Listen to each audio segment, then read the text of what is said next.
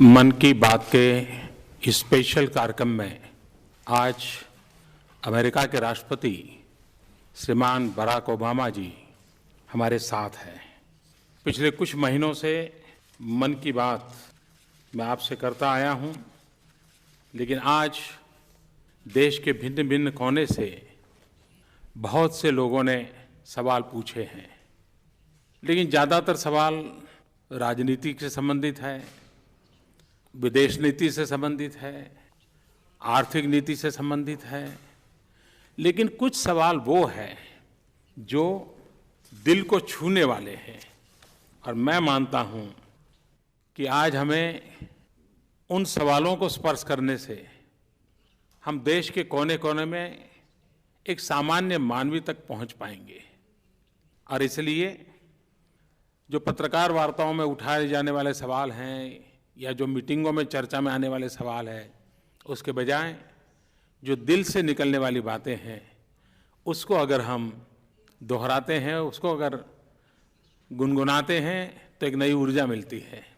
और उस अर्थ में मैं समझता हूं कि ये सवाल मेरे दृष्टि से ज़्यादा अहम रखते हैं। आप लोगों को मालूम है, कुछ लोगों के मन में सवाल उठता है, बराक का अर्थ क्या है? तो मैं जरा ढूंढ रहा था कि बराक का अर्थ क्या है।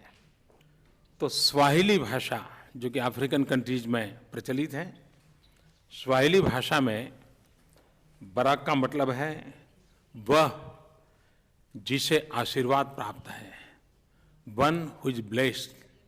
मैं समझता हूँ ये अपने आप में बराक के नाम के साथ एक बहुत बड़ा तोहफा भी उनके परिवार ने उनको दिया है। अफ्रीकन कंट्रीज उबंतु के प्राचीन विचार का अनुकरण करती आई है। यह विचार मानवता में एकजुटता का विचार है। और वो कहते हैं, I am because we are. मैं हूं क्योंकि हम हैं।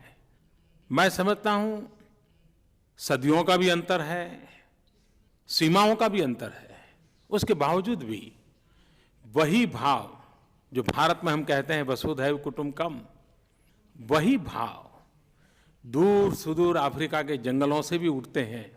तो ये कितनी बड़ी विरासत हम मानव जात के पास हैं जो हमें जोड़ती है।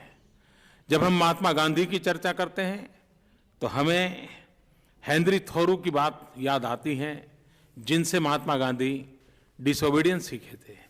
और जब हम मार्टिन लूथर किंग की बात करते हैं या ओबामा की बात करते हैं तो उनके मुंह से भी महात्मा गांधी का आदरपूर्वक उल्लेख सुनने को मिलता है। यही बातें हैं जो विश्व को जोड़ती हैं। आज बराक ओबामा हमारे साथ हैं। मैं पहले उनसे रिक्वेस्ट करूंगा कि कुछ हमें बताएं। बाद में जो सवाल आए हैं, वो सवाल जो मेरे लिए सवाल आए हैं उसका जवाब मैं दूंगा, जो बराक के लिए सवाल आए हैं उनका जवाब बराक देंगे। तो मैं I request president Barack Obama to say a few words. Namaste. Thank you, Prime Minister Modi, for your kind words and for the incredible hospitality you've shown me and my wife Michelle on this visit. And let me say to the people of India how honored I am to be the first American president to join you for Republic Day. I'm told this is also the first ever radio address by an Indian Prime Minister and an American president together, so we're making a lot of history in a short time. To the people of India, listening all across this great nation, it's wonderful to be able to speak to you directly. We just came from discussions in which we affirmed that India and the United States are natural partners because we have so much in common. We're two great democracies, two innovative economies, two diverse societies dedicated to empowering individuals. We are linked together by millions of proud Indian Americans who still have family and carry on traditions from India. And I want to say to the Prime Minister how much I appreciate your strong personal commitment to strengthening the relationship between these two countries. People are very excited in the United States about the energy that Prime Minister Modi is bringing to efforts in this country to reduce extreme poverty and lift people up, to empower women, to provide access to electricity and clean energy, and invest in infrastructure and the education system. And on all these issues, we want to be partners because many of the efforts that I am promoting inside the United States to make sure that young people get the best education possible, to make sure that ordinary people are properly compensated for their labor and paid fair wages and have job security and health care. These are the same kinds of issues that Prime Minister Modi, I know, cares so deeply about here. And I think there's a common theme in these issues. It gives us a chance to reaffirm what Gandhiji reminded us should be a central aim of our lives, and that is we should endeavor to see God through service of humanity, because God is in everyone. So these shared values, these convictions, are a large part of why I'm so committed to this relationship. I believe that if the United States and India join together on the world stage around these values, then not only will our peoples be better off, but I think the world will be more prosperous and more peaceful and more secure for the future. So thank you so much, Mr. Prime Minister, for giving me this opportunity to be with you here today. Barack, the first question comes from Raj from Mumbai. उनका सवाल है, अपनी बेटियों के लिए आपके स्नेह के बारे में सारी दुनिया जानती है। अपनी बेटियों को आप भारत के बारे में अपने अनुभव कैसे बताएंगे? क्या आप उनके लिए कोई खरीदारी करने की योजना बना रहे हैं? Well, first of all, they very much wanted to come. They are fascinated by India. Unfortunately, each time that I've taken a trip here, they had school and they couldn't leave school. And in fact, Malia my older daughter had exams just recently. So they are fascinated by the culture and the history of India, in part because of my influence, I think.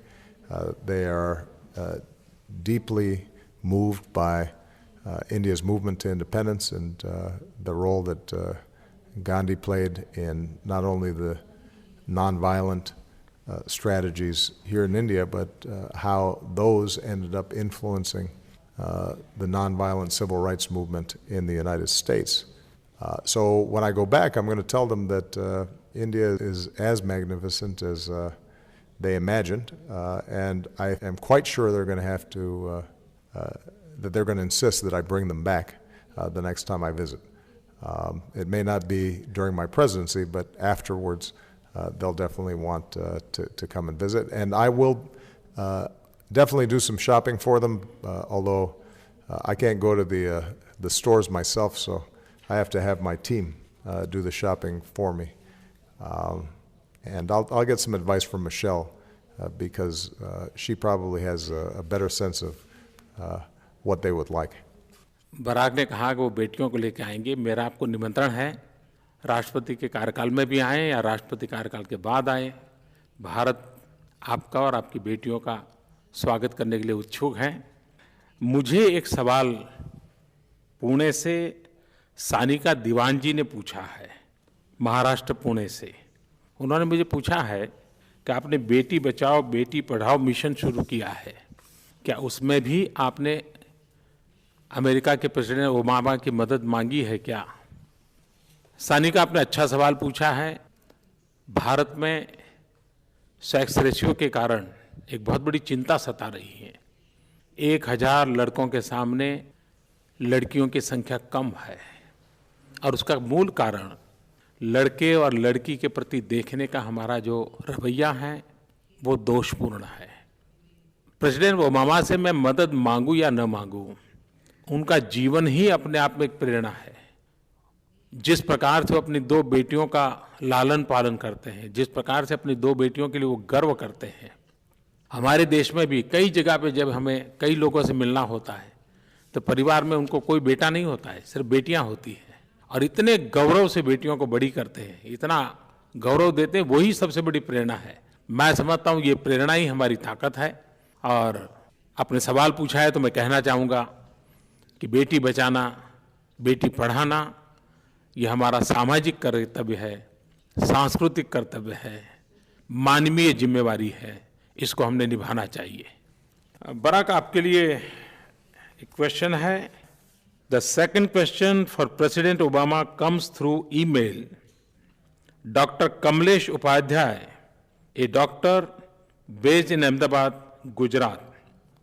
आपकी पत्नी मोटापे और diabetes जैसी स्वास्थ्य की आधुनिक चुनौतियों से निपटने की दिशा में व्यापक सामाजिक कार्य कर रही है। भारत में भी ये चुनौतियां तेजी से बढ़ रही हैं। क्या आप और फर्स्ट लेडी, आपका कार्यकाल राष्ट्रपति के नाते समाप्त होने के बाद इन चुनौतियों को निपटने के कार्य के लिए भारत आएंगे, जैसे बिल गेट्स और मिलिंडा गेट्स भारत में स्वच्छता को लेकर के काम कर रहे हैं, आप भी डायबिटीज और मोटापेपन के लिए काम करेंगे क्या? Well, we very much look forward to partnering with organizations and the government and non-governmental organizations here in India around broader public health issues, including the issue of obesity. I'm very proud of the work that Michelle has done on this issue. We're seeing a worldwide epidemic of obesity, in many cases starting at a very young age. Part of it has to do with the increase in processed foods, not naturally prepared. Part of it is the lack of activity for too many children. And once they're on this path, it can lead to a lifetime of health challenges. And so this is an issue that we'd like to work on internationally, including here in India, and it is part of a broader set of issues around global health that we need to address. The Prime Minister and I have discussed, for example, how we can do a better job in dealing with issues like pandemic and making sure that we have good alert systems so that if a disease like Ebola or a deadly flu virus or polio appears, that it's detected quickly and then treated quickly so that it doesn't spread. And the public health infrastructure around the world needs to be improved. I think the Prime Minister is doing a great job in focusing on these issues here in India.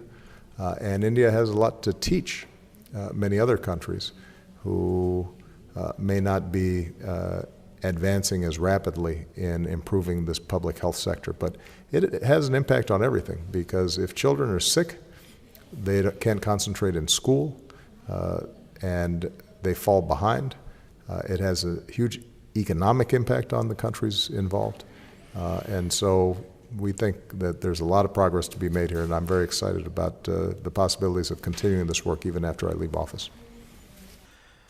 मुझे एक सवाल श्रीमान अर्जुन ने पूछा है और बड़ा interesting सवाल है। उन्होंने पूछा है कि मैंने व्हाइट हाउस के बाहर एक पर्यटक के रूप में आपकी एक पुरानी फ़ोटो देखी है, जब आप बीते दिनों सितंबर में वहाँ गए तो कौन सी बात आपके दिल को छू गई? ये बात सही है कि मैं जब पहली बार अमेरिका गया था तो व्हाइट हाउस जाना तो हमारे नसीब में नहीं था। तो व्हाइट हाउस से दूर एक लोहे की बहुत बड़ी जाली लगी हुई है, तो अब जाली के बाहर खड़े रह कर के फ़ोटो निकाली थी, पीछे व्हाइट हाउस दिखता है। और अब प्रधानमंत्री बन गए तो वो फ़ोटो भी पॉपुलर हो गई। लेकिन तब मैंने कभी सोचा नहीं था कि मुझे भी कभी ज़िंदगी में व्हाइट हाउस में जाने का अवसर आएगा।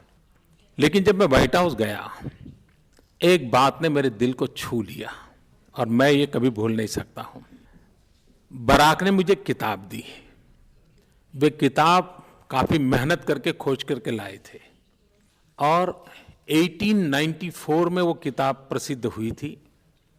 स्वामी विवेकानंद, जो मेरे जीवन की प्रेरणा है, वे शिकागो गए थे, वर्ल्ड रिलीजन कॉन्फ्रेंस में गए थे, और वर्ल्ड रिलीजन कॉन्फ्रेंस में जो भाषण हुए थे उसका वो कंपाइलेशन था। वो किताब खोज करके मेरे लिए लाए थे, यानी वो घटना मेरे लिए दिल को छूने वाली थी। लेकिन उतना ही नहीं, उन्होंने वो किताब के पन्ने खोल खोल करके क्या क्या उसमें लिखा है वो मुझे दिखाया। मतलब कि वो पूरी किताब देख चुके थे, और इस गर्व के साथ मुझे कहा कि मैं उस शिकागो से आता हूं जहां स्वामी विवेकानंद आए थे। ये बातें मेरे मन को बहुत छू गई थी, और मैं जीवन भर ये मैं अपनी विरासत मानता हूं। तो कभी व्हाइट हाउस के से दूर कहीं खड़े रह करके फोटो निकालना, और फिर कभी व्हाइट हाउस में जाकर के जिनके प्रति मेरी श्रद्धा रही है उनके जीवन की किताब प्राप्त करना, आप कल्पना कर सकते हैं कि दिल को कितना स्पर्श कर गया होगा। बराक, आपके लिए एक क्वेश्चन है। Himani from Ludhiana, Punjab. Question is for you. Well, the question is, did you both imagine you would reach the positions that you've reached today? And it's interesting, Mr. Prime Minister, you talking about the first time you visited the White House and being outside that iron fence. The same is true for me. When I first went to the White House, I stood outside that same fence and looked in, and I certainly did not imagine that I would ever be visiting there, much less living there. I think both of us have been blessed with extraordinary opportunity, coming from relatively humble beginnings. And when I think about what's best in America and what's best in India, the notion that a tea seller or somebody who was born to a single mother like me could end up leading our countries is an extraordinary example of the opportunities that exist within our countries. Now, I think part of what motivates both you and I is the belief that there are millions of children out there who have the same potential, but may not have the same education, may not be getting exposed to opportunities in the same way. And so part of our job, part of government's job, is that young people who have talent and who have drive and are willing to work for it are able to succeed. And that's why emphasizing school, higher education, making sure that children are healthy, and making sure those opportunities are available to children of all backgrounds, girls and boys, people of all religious faiths and all races in the United States, is so important, because you never know who might be the next Prime Minister of India or who might be the next President of the United States. They might not always look the part right off the bat, and they might just surprise you if you give them a chance. Thank you Barack. ये सवाल हिमानी लुधियाना पंजाब से मुझे भी पूछा है कि क्या आपने कभी इस पद पर पहुंचेंगे इसकी कल्पना की थी। जी नहीं, कभी कल्पना नहीं की थी, क्योंकि मैं तो जैसे बराक ने बताया बहुत ही सामान्य परिवार से आता हूं। लेकिन मैं बहुत लंबे अरसे से सबको ये कहता आया हूं कि कुछ भी बनने के सपने कभी मत देखो। अगर सपने देखने हैं तो कुछ करने के देखो। जब कुछ करते हैं तो संतोष भी मिलता है और नया करने की प्रेरणा भी मिलती है। सिर्फ बनने के सपने देखते हैं और नहीं बन पाते हैं तो सिवाय निराशा कुछ हाथ नहीं लगता है। और इसलिए मैंने जीवन में कभी कुछ भी बनने का सपना देखा नहीं था। आज भी कुछ बनने के सपने दिमाग में है ही नहीं, लेकिन कुछ करने के जरूर हैं। और भारत माता की सेवा करना, 125 करोड़ देशवासियों की सेवा करना, इससे बड़ा सपना क्या हो सकता है, वो ही करना है। मैं हिमानी का बहुत आभारी हूं। एक क्वेश्चन है बराक के लिए from Om Prakash. Om Prakash is studying Sanskrit at JNU. He belongs to Jhunjhunu, Rajasthan. Om Prakash is a convener of Special Center for Sanskrit Studies in JNU. Well, this is a very interesting question. His question is, the youth of the new generation is a global citizen. He's not limited by time or boundaries. In such a situation, what should be the approach by our leadership, governments, as well as societies at large? And I think this is a very important question. You know, when I look at this generation that's coming up, they're exposed to the world in ways that you and I could hardly imagine. They have the world at their fingertips, literally. They can, using their mobile phone, get information and images from all around the world. And that's extraordinarily powerful. And what that means, I think, is that governments and leaders cannot simply try to govern or rule by a top-down strategy, but rather have to reach out to people in an inclusive way and an open way and a transparent way, and engage in a dialogue with citizens about the direction of their country. And you know, one of the great things about India and the United States is we're both open societies, and we have confidence and faith that when citizens have information and there's a vigorous debate, that over time, even though sometimes democracy is frustrating, the best decisions and the most stable societies emerge, and the most prosperous societies emerge, and new ideas are constantly being exchanged.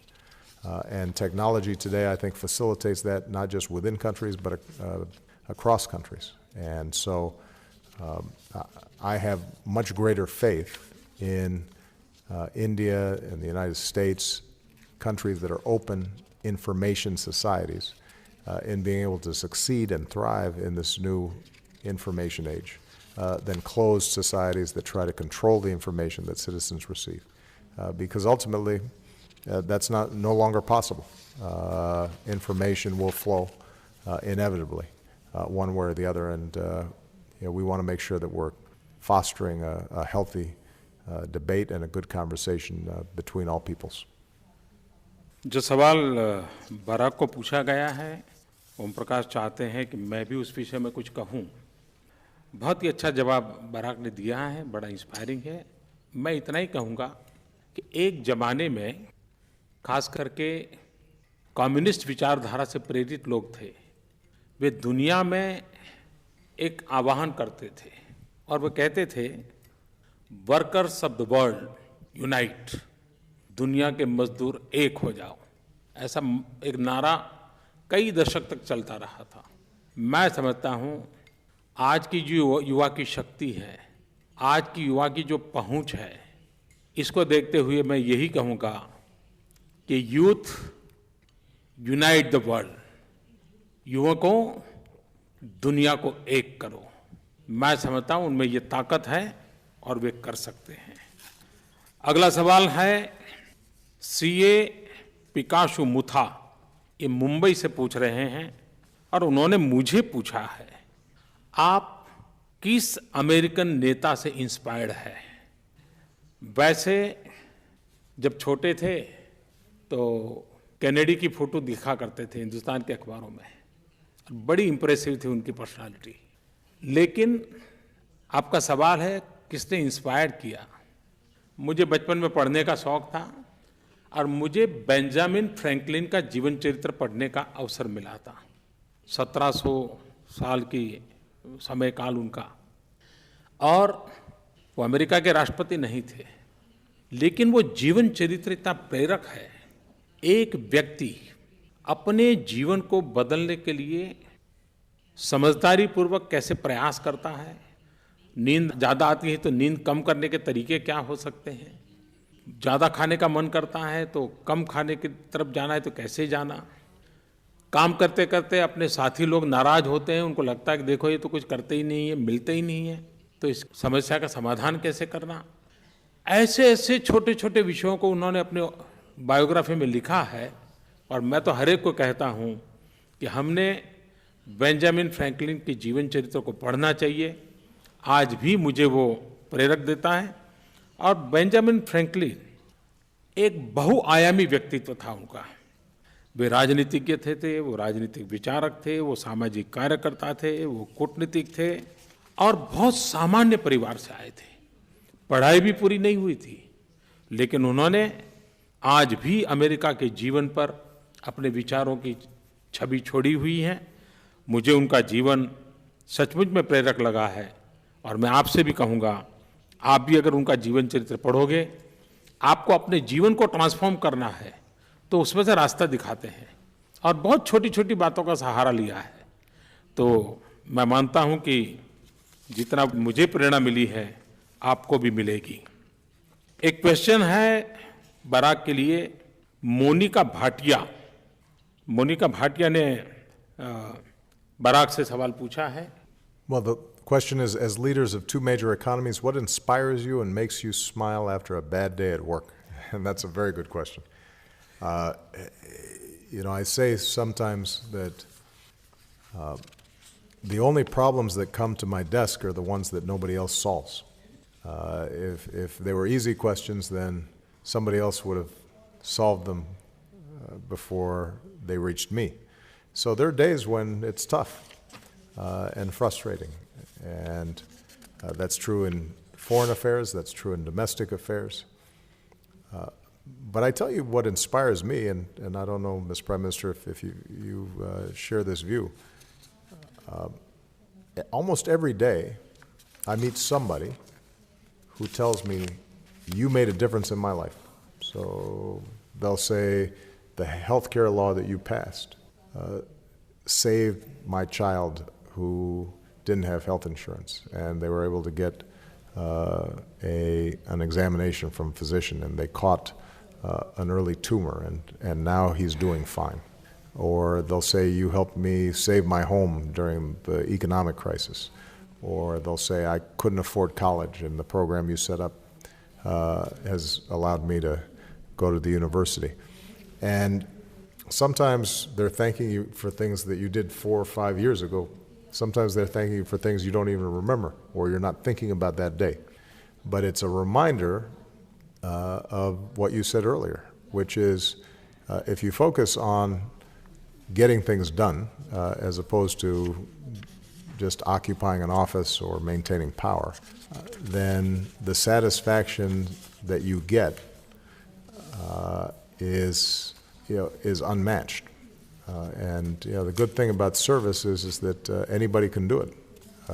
If you're helping somebody else, the satisfaction that you can get from that, I think, exceeds anything else that you can do. And that's usually what makes me inspired to do more and helps get through the challenges and difficulties that we all have.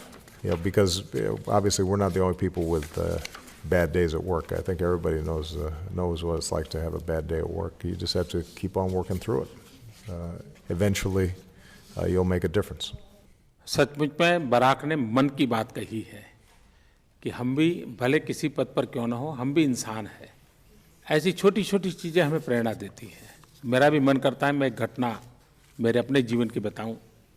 मैं जीवन में बहुत वर्षों तक एक प्रकार से परिव्राजक रहा। लोगों के घर में मुझे खाना मिलता था, कोई जो बुलाता था वो मुझे खिलाता था।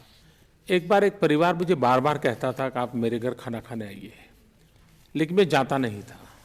इसलिए नहीं जाता था कि वो बहुत गरीब परिवार था, और मुझे लगता था कि मेरा उनके यहाँ भोजन के लिए जाऊँगा, उन पर बोझ बन जाऊँगा।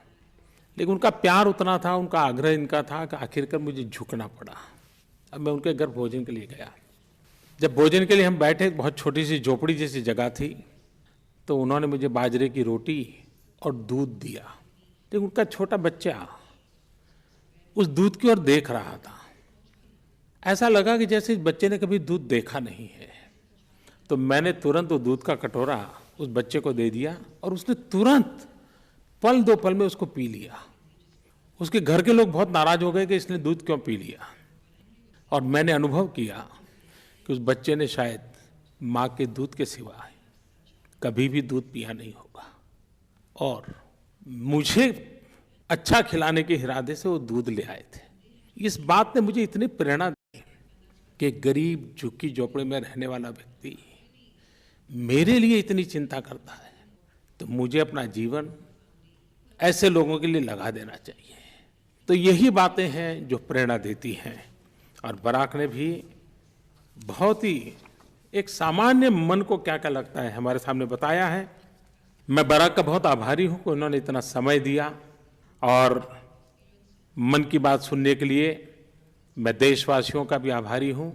मैं जानता हूं कि भारत में रेडियो हर घर पहुंचा हुआ है, हर गली पहुंचा हुआ है। और ये रेडियो मन की बात, स्पेशल मन की बात, ये आवाज़ हमेशा हमेशा गूंजती रहेगी। मुझे एक विचार आया है, मैं आपके सामने रखता हूं। मेरी और बराक के बीच आज जो बात हुई है, इसकी एक ई बुक निकाली जाए। मैं चाहता हूं कि जो मन की बात को ऑर्गेनाइज करते हैं ई बुक निकालें। और मैं आपसे भी कहता हूं कि आप जो श्रोताओं ने ये मन की बात सुनी है, तो आप भी जरूर इसमें पार्टिसिपेट कीजिए। और उसमें से जो बेस्ट 100 विचार मिलेंगे उसको भी मेरी और बराक की इस किताब के साथ हम जोड़ेंगे और एक ई बुक निकालेंगे। और मैं चाहता हूं कि आप लोग ट्विटर हो, फेसबुक हो, ऑनलाइन कुछ लिखना चाहते हो तो आप #YesWeCan इस हैशटैग के साथ हमें लिखिए। Eliminate poverty, yes we can. Quality health care to all, yes we can. Youth empowered with education, yes we can. Jobs for all, yes we can. Global peace and progress, yes we can. मैं चाहता हूं कि इस tagline के साथ आप भी इस मन की बात सुनने के बाद अपने विचार, अपने अनुभव, अपनी भावना पहुंचाइए। उसमें से जो बेस्ट 100 होगी उसको हम सिलेक्ट करेंगे और मैंने और बराक ने जो बातें की हैं उसकी किताब में उसको भी जोड़ देंगे। और मैं मानता हूं सच में ये हम सबके मन की बात बन जाएगी। फिर एक बार बराक का बहुत बहुत आभार, आप सबका भी बहुत बहुत आभार। और 26 जनवरी के इस पावन पर्व पर बराक के यहाँ आना मेरे लिए गर्व की बात है, देश के लिए गर्व की बात है। बहुत बहुत धन्यवाद।